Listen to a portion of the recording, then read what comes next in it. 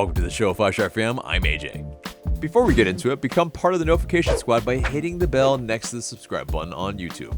Welcome to another episode of 5-Stripe Weekly, and Atlanta United against Nashville SC for the second time in 10 days at Utd'S Park. The deja vu is rife, but this time there were some lengthy weather delays, lightning delaying the show for the Five Stripes at Utd'S Park. Nearly 2 hours, 54 minutes of delays. Very long wait on a Saturday night, but a lot of diehards stuck around, and frankly, more Atlanta United fans than Nashville SC fans, frankly. But yes, in this match, in terms of the first 19 minutes, we got rain free, but then after that long delay, we came back and we got 3 goals before the end of the first half. Unfortunately, 2 of those were from Nashville, and Nashville had the opener. A little bit of a mistake by Matheus Rossetto, who basically a blind ball into the middle of the park, and it was just frankly more soft goals by Atlanta United from the defense. It's a symptom of this season. It's something that, there is just a bit of sloppiness, and it kind of is that type of ethos that Atlanta United promised, especially in that first year, that we're going to win more games, maybe 4-3 than 1-0, and so this is definitely in that territory. So I guess they at least are fulfilling that promise in that sense. But Gonzalo Pineda, he mentioned that he thought that we were a bit disorganized at times, and but that we still had the right mentality. Because on our goal, we did enough on that first one to unsettle them. We unsettled Joe Willis, their goalkeeper, with our press, and it didn't even make it out of the 18-yard box. He passed it, and it was intercepted by Marcelino Moreno, who found promptly Thiago Almada in some space, and he was able to put it very clinically to the right of the goalkeeper. And Thiago Almada, another goal, another week, another goal, and it's definitely a really good sight for Atlanta United fans. Someone who is a DP who is playing up to his talent. That is, I think, a very welcome sign.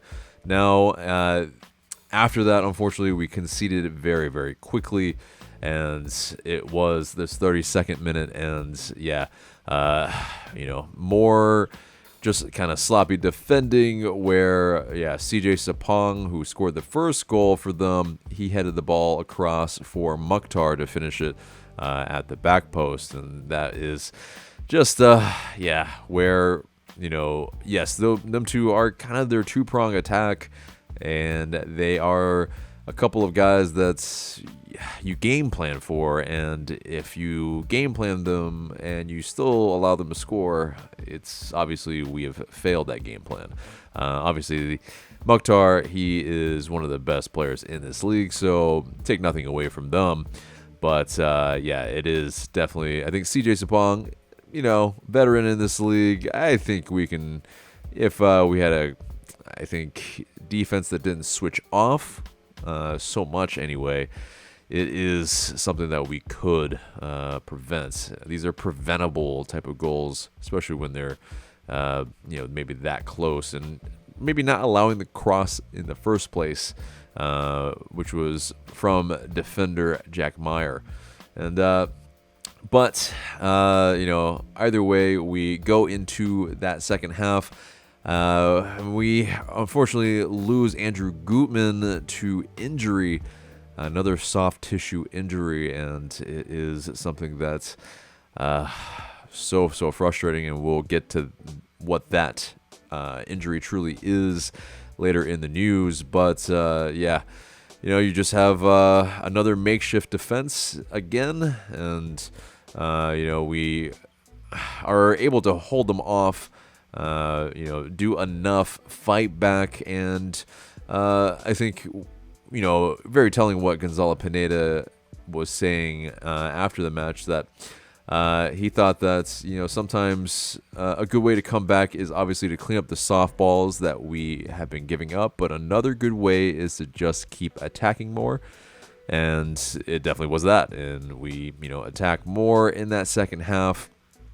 And we leave it late until about the 88th minutes until Dwyer, he's able to find the back of the nets. It comes from first a beautiful lob pass from Thiago Almada to Brooks Lennon, who makes a really, really great run. And on his first touch, on the right side of the goal, he is able to very, very clinically pretty much find Dwyer on that back post, who pretty much has a tap in. So great runs from both Lennon and Dwyer to find the equalizer, which was vitally important. Now, in terms of Ted Uncle, who ref this match, that very last touch, we were finding pretty much our way towards goal, and he blows the whistle. A lot of fans are miffed at Uncle. It's inexplicable. I mean, just pro referees. There's just every week. I think before this season wasn't really a big complainer about our refs, but the refs in this league this year, they're on one. It's absolutely ridiculous. Some of the missed calls have been just egregious. And one of these, maybe not a missed call, but blowing the whistle so early when we're, it's like 8 seconds after the 94th minute, I believe. And, at that minute, yes, maybe did he have a right to? Yes, but, there's always some lost seconds within the clock. And it seems like he blew it a little early. And we could have had one last attack to find that winner. But I think at the end of the day, did we leave it late? Yes. Did we? And are we really conceding some kind of inexcusable goals? I say also yes. And but is a large part of that how makeshift our defense is at times? Definitely not first choice by any means. And in midfield, missing the likes of Sosa. You have Franco Ibarra, who, very aggressive player, but can make some mistakes here and there. It's it's just a young, inexperienced side, and ultimately it can be what you see.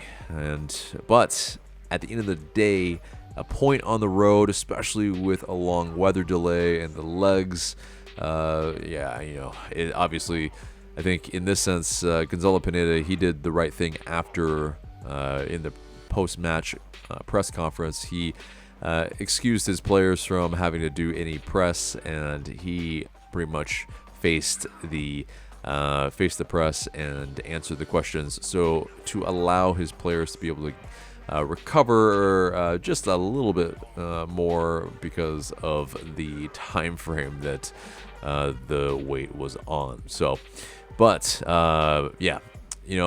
I think it's good. The team gets to get a little bit of reprieve from all of that. But let's wrap a bow on this match, though. It's a good point on the road against a tough Nashville side. Of course, we couldn't exactly find that revenge that when they knocked us out of the U.S. Open Cup, but this results at least in a very tough league where getting points on the road, not the easiest. This is a valuable point. So next match is on Saturday against Columbus Crew, and the preview is later on in this episode. But moving into the news, Thiago Almada, he was named to his second consecutive MLS Team of the Week, and yeah, with that goal and the secondary assist, he definitely is well deserving of that. He's been pulling the strings lately for Atlanta United, and yeah, you're seeing the attack gel together. Moreno, Araujo, and Cisneros at times, Josetu playing a part in be able to connect some of those lines. It's much better. Now we just need to be able to stay healthy, because the attack is firing at times. Obviously you get set back by goals that you concede, and when it's a game state type of thing, and I think that reflects into our standings in the Eastern Conference right now. It looks like basically Philly, NYCFC, Orlando, Montreal, New York, FC Cincy, and Charlotte in those playoff spots, and Atlanta United are in 8th in the outside looking in. There is, though, we have played one less game than Charlotte and Cincy, but in terms of what the points total is right now, we unfortunately are out of that playoff spot. But there's still 2/3 of this season to play, but yes, it's starting to get to where we needed to get in midseason form, but it's kind of hard to do that when you keep losing players. And so, unfortunately, with that news, that's Andrew Gutman. It was announced on Monday that he will miss approximately 8 to 12 weeks after sustaining an injury to his left quadriceps tendon. And that's pretty much about 2 to 3 months, and it's a good bit of time. I mean, it's maybe for context, it's like that 2017 season when Jose Martinez, he suffered that kind of same injury, and it was he was able to come back and at full strength and be able to contribute quite well after that. So it will be very interesting to see actually who will be able to deputize in the in his steed. I mean, will it be Caleb Wiley? Will it be Ronaldo Hernandez? Will it be Mikey Ambrose? Will we bring in somebody else? Well, there was somebody else apparently. At least in kind of training. So according to Felipe Cardenas of The Athletic, 21-year-old Bradley Cross, a U23 player with Newcastle United and formerly also Schalke, he was training with LA United on Tuesday. He's apparently a trialist, and Cardenas said Cross looked good. He's left-footed, technical, good size, but he apparently walked off injured after a clean 50-50 tackle as well. The irony is rife at the moment. It is something where Felipe Cardenas, he also posted something about the team that was, in terms of the injured players, they were riding a golf cart, and he captioned it Atlanta Season 6. Man, it's bananas. It's just like the way the photo was just like the golf cart was too small for the amount of players. Had one player lying down on the back of the bed of it. It was, we need probably like a stretch golf cart for all the players that need to be carted around the training pitch. But it's unfortunately the state of the team at the moment. It's injury FC, and it's very, very annoying. But also Marcelino Moreno and Dom Dwyer faced the press this week, and Marcelino Moreno, he was asked if he's felt more settled in the United States and if that's helped him at all this season. Moreno, he said, "I love Atlanta," and Dom Dwyer, he was seen getting into it with Alan Franco and they got tangled up, and apparently were jawing back and forth together or at each other. And Dwyer, he apparently said to Franco that he would F him up next time. And Dwyer said on that moment, he says, I try my best to, sometimes it gets intense. It never gets out of hand. But, we're fighting to play. We all want to be on the field, so we'll fight smart with each other. But, we work hard and then we leave it on the field. So when we go inside, we're a family. We work hard and then we go on to the next practice. So, yeah, good stuff from Felipe Cardenas today. Full transparency, I'm filming this on a Tuesday. And it's some good stuff that provides a little bit of that competition for places within the squad. And Dom Dwyer, definitely a guy that no one would really have expected going into the season that he would be someone that was saving us in some games, but he has been scoring some very, very good goals, crucial goals at times. So it's been a very good sight to see. And moving on from that, on June 14th, LA United will face CF Pachuca, the Mexican side, in a friendly in the inaugural American Family Insurance Cup. And LA United have been putting out a little campaign so that LA United fans can choose the kit that we wear and the colors in the stadium, and then also some music that we will play within that game. It's, I think, a very fun and creative kind of departure from what we're used to, and so definitely check that out on the LA United website when you get the chance. There are some fun little things that they're trying to do for this American Family Insurance Cup. There's also a 3v3 kickoff or a 3v3 cup kickoff that it will be a round robin style for all ages, or ages U18 to U14. And so, it'll be broken down by age and gender. And it'll be a little fun thing for the fans to be able to be a part of. That will be on June 11th. If you didn't know, there will be a pretty much 3-week layoff in the middle of June, pretty much starting June. And so, that's kind of partially why they're doing this American Insurance Cup and some of these extracurriculars. So, very fun from LA United to kind of keep that momentum going a little bit. A little bit of something that we didn't really see in the past years when we had the pandemic to deal with, of course, and pretty much months at a time where we didn't have games. But, in terms of LA United 2, they unfortunately fell 3-1 to Detroit City. It was, in terms of the lone consolation goal for LA United, it was from Nelson Orji, who got his first goal as a professional. So congrats to Orji.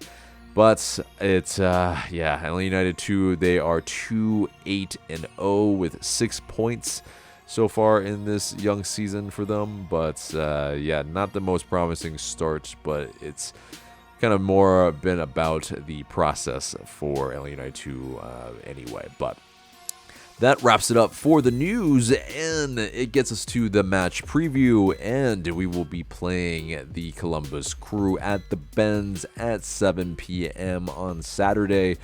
And of course, Columbus Crew, they won the Cup a couple years ago. This is not that same crew anymore, but definitely they have a lot of veteran match winners. It's the number 10, Lucas Zalarian. They have, Darlington Nagby. Up and down their spine, they have, a lot of experience. But they are a side that are a little slower because, there is a lot of that veteran presence, but maybe not the youthful exuberance that maybe you might need in a very athletic league such as MLS. But yeah, getting into their key departures, Harrison Awful, that veteran right back, he's no longer with the team. He, of course, is with Charlotte FC. And their former left back, who kind of has been in and out of their side. He was definitely a player that was an integral part when he first arrived, but Milton Valenzuela is no longer part of the team as well. And Jassi Zardes, their striker that helped them win MLS Cup, he was traded to Colorado Rapids in this season, and Miguel Berry is the striker now. Key acquisitions: Yaboa and Milos Dejenic, a winger, respectively, and a center back, for the latter. But basically, yeah, they haven't really, I think, filled the coffers. They're a side that's, unfortunately, probably not penned to be a team that is making too many waves. All the pundits pretty much have them finishing as high as 5th, but as low as 10th.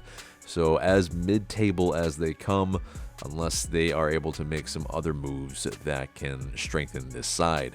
So yeah, definitely for us, we have a side that is not at full strength. The players that are out: Dylan Castanera, Machop Chol, Ozzy Alonso, of course Brad Guzan, Miles Robinson, and now Andrew Gutman. Questionable are Joseph Martinez, Santiago Sosa, and Caleb Wiley. They all could play a part, maybe. They could make the squad, but we will find out on Saturday. Now, getting into those starting 11 predictions, right now it's Shuttleworth in between the sticks. Maybe Rios Novo if you maybe are trying to switch it up, but I think, Shuttleworth with his experience, he will be the guy. Lennon on the right for me for right back, Franco De Jong as the center back pairing, and Ronald Hernandez, he will be at left back. I think you could go with Wiley if he's healthy. That's a very good opportunity for him when he is. I think he will have a part to play. I think also in that long layoff in June, that will help us immensely with kind of what we are dealing with. But Mikey Ambrose could also play a part as well. Hosetu and Ibarra, I think, stay in as the two midfielders, at least the central midfielders. And, the attacking midfield, I think, kind of chooses itself at the moment if they are able to be healthy, and that being Araujo, Almada, and Moreno. And Almada, he's definitely bossing the games as of late, and may it continue. I mean, it's very exciting with these three attackers. Now, the question is, who's going to start up top? Will we start Ronaldo Cisneros, who a couple, maybe 3 games ago, had a hat trick, or will we start Dom Dwyer, who might be the hot hand, where he scored recently, kind of gained that momentum, used that momentum. I think maybe we keep with the hot hand and go with Dom Dwyer. And Ronaldo Cisneros, he may and has said that he wants to stay, and so maybe you play him in this time so that he feels like he is part of the squad. But I think it is Dom Dwyer, but I think you could very easily see Cisneros as well. But I think you ride the hot hand and you try to get as many goals as you can, because at the moment we are shaky at the back, so might as well get the goals where you can get them. So that gets us to the score prediction, and the score prediction for me, I think we have the goods to be able to beat the Crew in this match. I think it's a 2-1 win. No clean sheet, unfortunately, but, I think that is the tale as of late. But what do you guys think? Let us know in those comments below. So guys, that is the match preview and pretty much the entire show except for the question of the day. And the question of the day is, because we'll face off against Darlington Nagbe, do you think Mateos Rossetto has been a app producer in the stead of Nagbe? Let us know also in those comments below. Looking forward to what you have to say.